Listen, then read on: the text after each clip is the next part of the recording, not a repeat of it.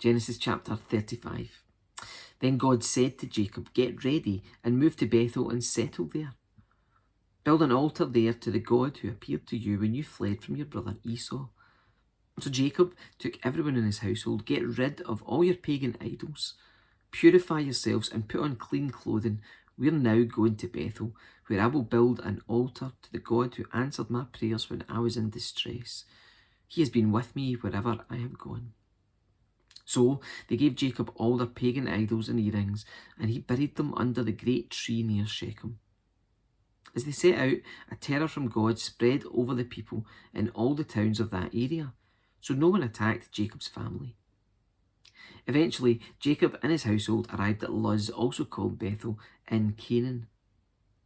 Jacob built an altar there and named the place El Bethel, which means God of Bethel, because God had appeared to him when he was fleeing from his brother Esau.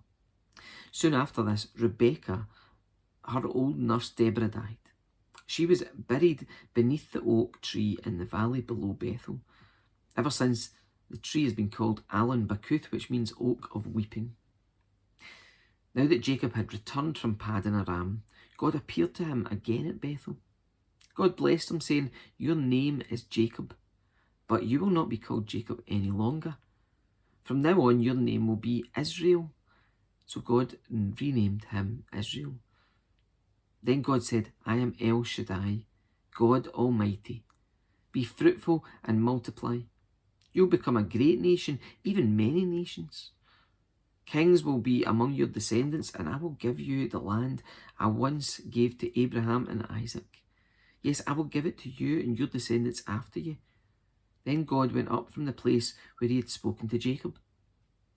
Jacob set up a stone pillar to mark the place where God had spoken to him.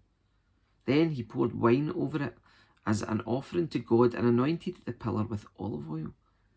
And Jacob named the place Bethel, which means house of God, because God had spoken to him there.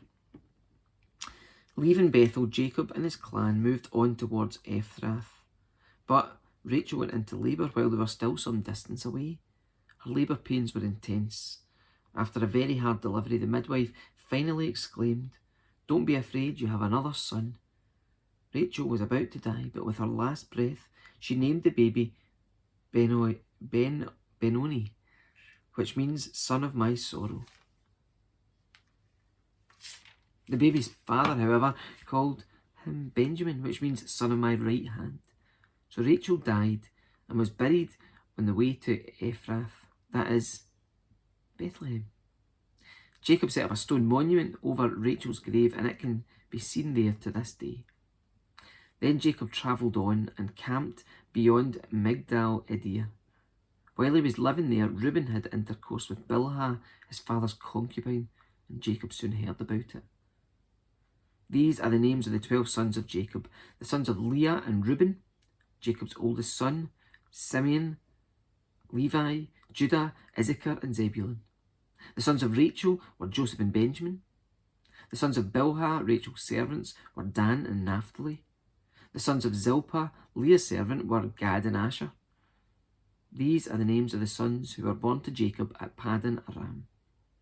So Jacob returned to his father Isaac in Mamre, which is near Kiriath Arba, now called Hebron, where Abraham and Isaac had both lived as foreigners.